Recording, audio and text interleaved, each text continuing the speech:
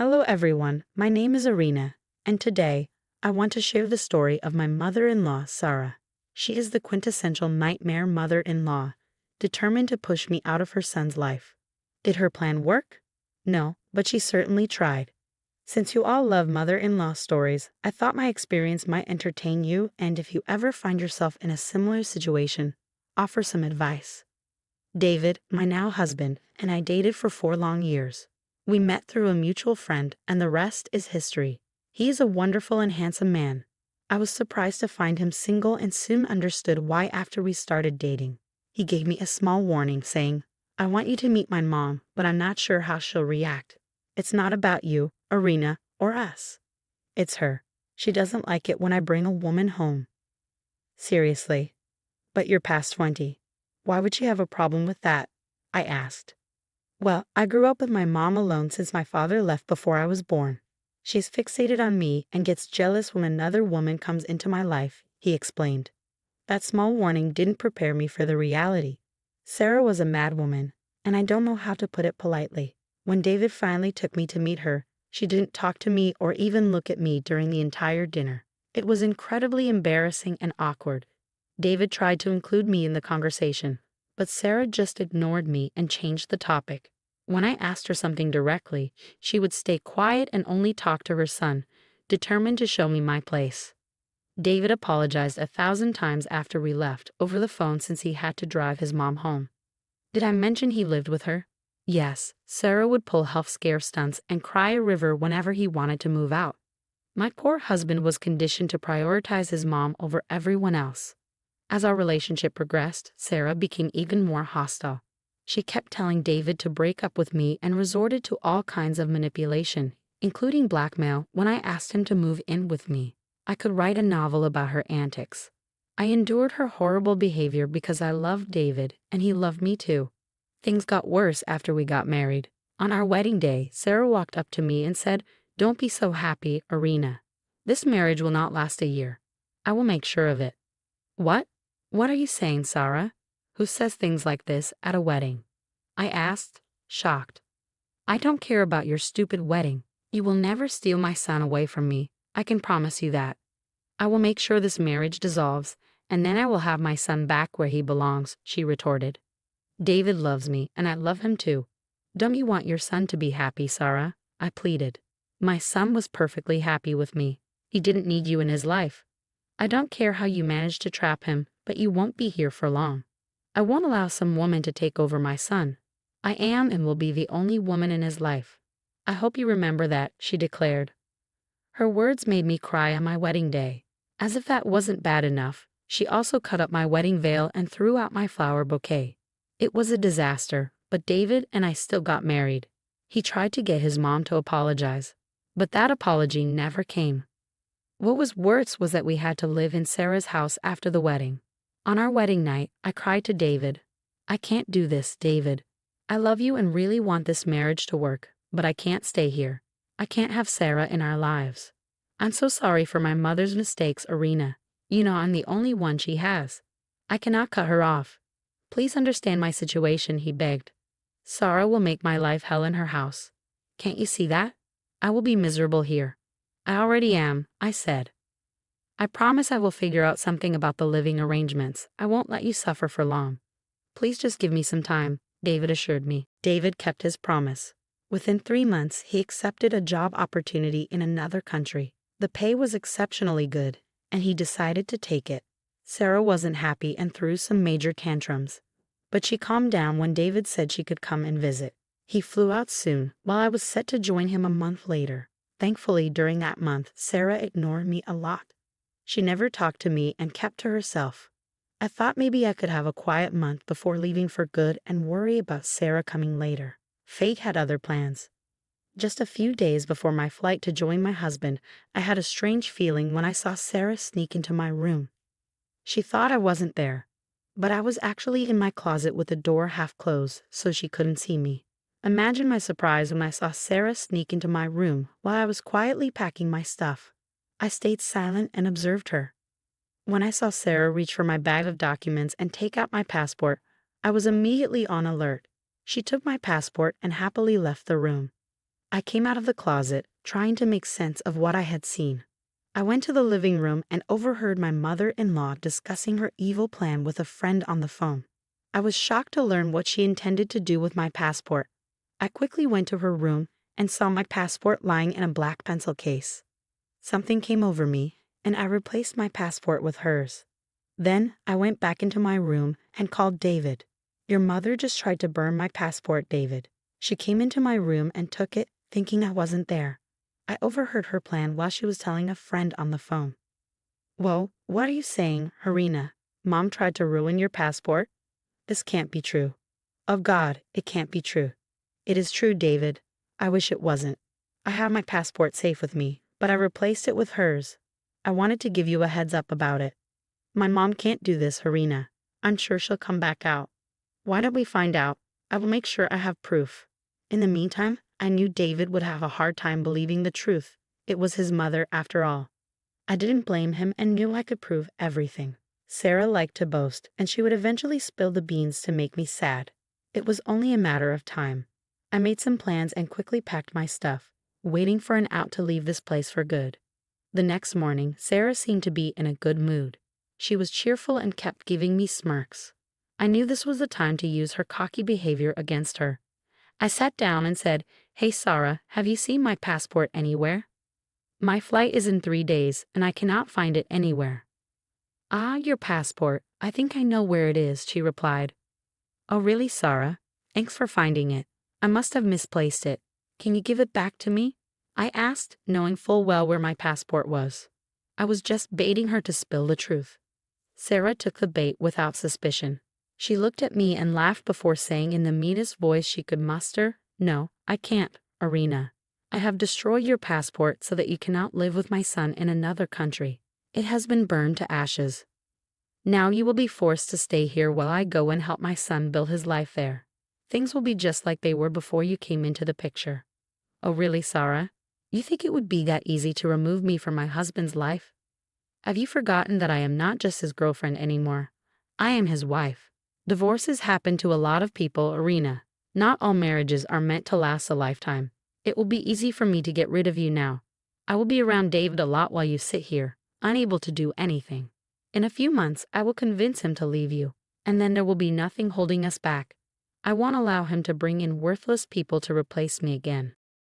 The way Sara had planned this entire thing was disgusting and amusing at the same time. She was so hell-bent on being the only woman in her son's life that she was ready to do anything. All this time, she had been quiet because she was planning this whole thing.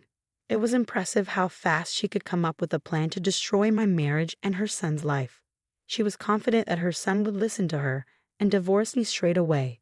I could see why she would think that, after all, they would be far away from me and I would rarely be able to visit.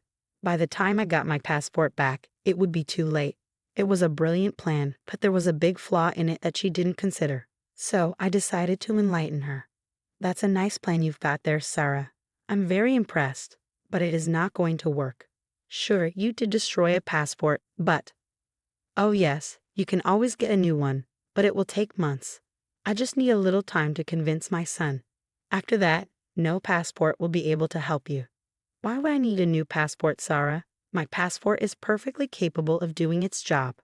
But I don't think yours can anymore. So it looks like now you can't go live with your son." "Excuse me? What are you talking about?" "I have my passport and plane tickets ready. I will be leaving in a few days." "You can't do that if you don't have your passport with you, Sara. Meanwhile, I have my passport just fine," I said, pulling out my own passport and showing it to her. It was authentic and it was mine. I showed her my passport but didn't let her touch it. I wasn't going to be that stupid. I let her see it and watched as her face showed complete confusion. It was like she couldn't comprehend how my passport had come back from the grave and was in my hands. She looked shocked and said, "Wait a damn minute. How was that possible?" No, this must be fake. I destroyed your passport with my own hands. I made sure it was burned to ashes. This can't be real."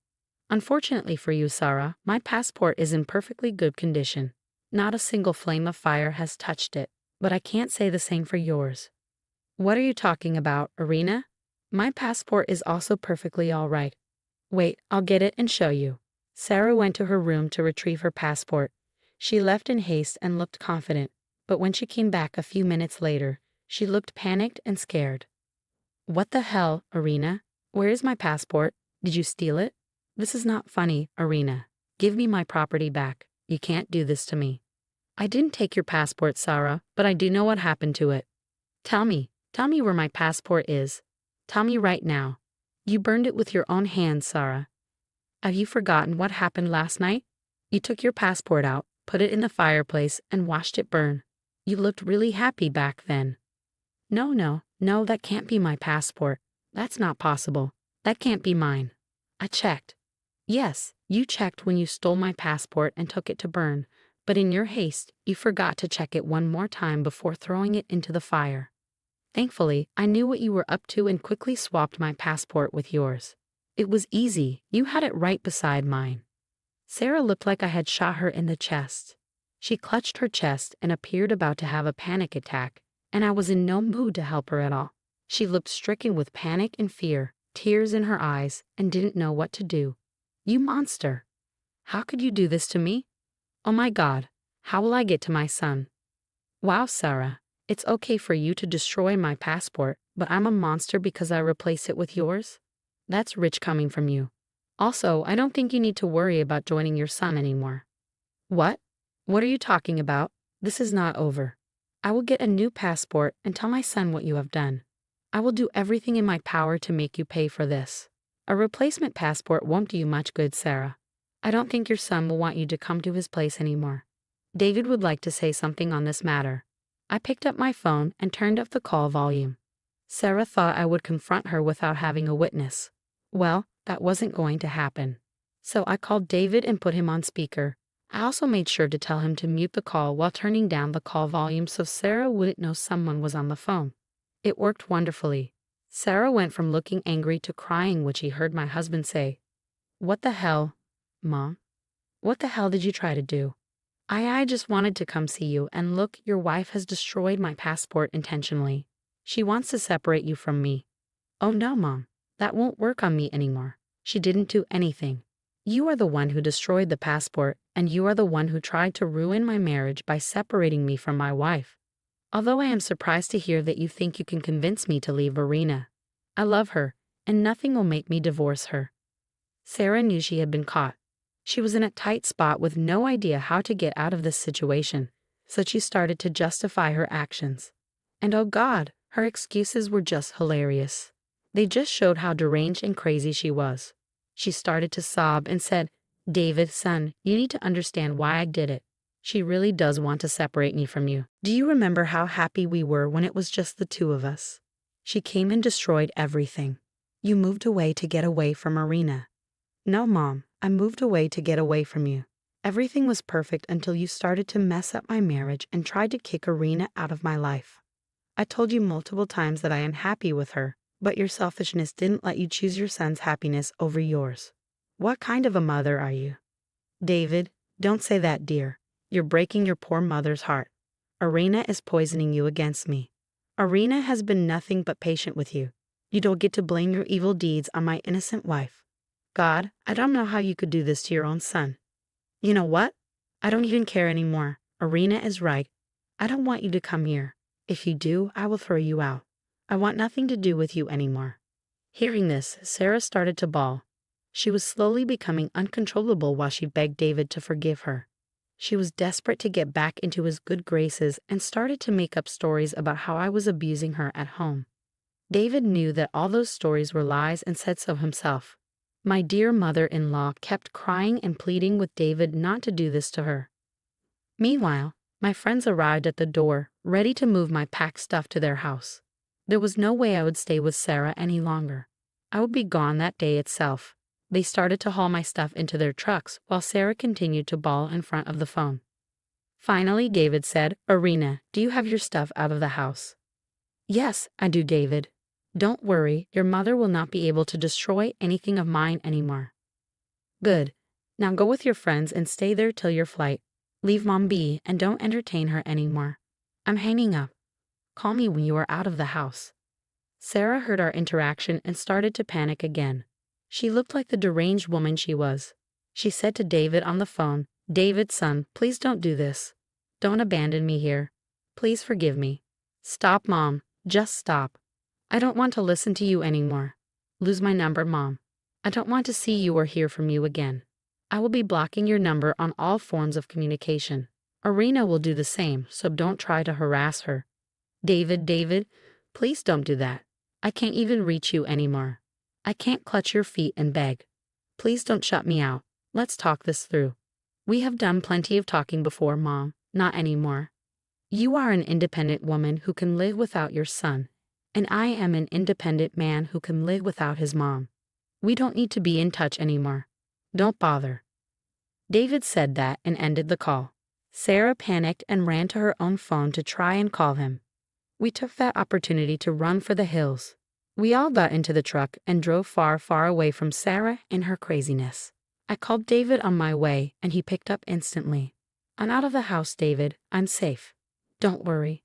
Thank God. I'm so sorry, Arena. I never should have left you there. Even if Mom had destroyed your passport and come here first, her words wouldn't have swayed me. I wouldn't have divorced you. You know that, right? Yes, I know that, David. I trust you. Speaking of Sara, I take it that she is blowing up your phone. Yeah, she is. Don't worry, she's blocked, and I am going to inform everyone in the family about her latest deeds. Trust me, everyone will be on our side. Just be careful for the next few days and fly here as soon as possible. I flew down to David a few days later. My flight was exactly 3 days later, and I reached David the next day. I was careful not to go out much and enjoyed the peace and quiet at my friend's place. I couldn't take all my stuff to the new country, so I asked my mom to come and collect it. She would rent a U-Haul and take my stuff to her city. My friends were a big help and managed to keep Sara away from me until I left. Since then, David and I were able to settle in just fine, and we're thrilled to start our new life. It feels good to be close to my husband after being away for so long. Now, I'll tell you what happened to my dear mother-in-law after I left her alone. She kept trying to contact me and David, and we kept blocking every new number she bought.